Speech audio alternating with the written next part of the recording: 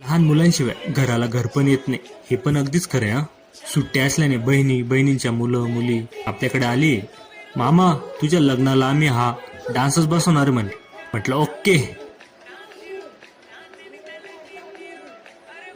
आज सकाळ सकाळी गॅस एजन्सीवाले आले होते घरगुती गॅस बद्दल माहिती देण्यासाठी.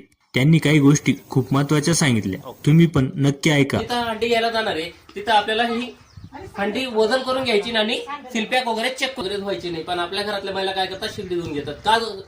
का धुवायची नसते? जी केसरी कलरची जी नाही दिलेली आहे आपल्याला, तिला तारेची कोटिंग आहे. काय होतं, याला पाणी जिरलं जातं. पाणी जिरल्यावर काय होणार आहे, तो तार आहे आपला गंधणार आहे, बपरणार आहे. मग इथून आपला तडा जाणार आहे. मग तडा गेल्यावर गॅस कुठून लिकेज होणार आहे? हो, इथूनच लिकेज होतं. म्हणजे 99%. त्यानंतर संध्याकाळी आपले मामा हॉस्पिटलमध्ये ऍडमिट असल्याने त्यांना टिफिन घेऊन निघालो. त्यांच्यासोबत समर्थ हॉस्पिटलमध्ये दादा दुपारपासून होते. मी आलो, मग दादा गेले. मग काय, मामांसोबत रात्र हॉस्पिटल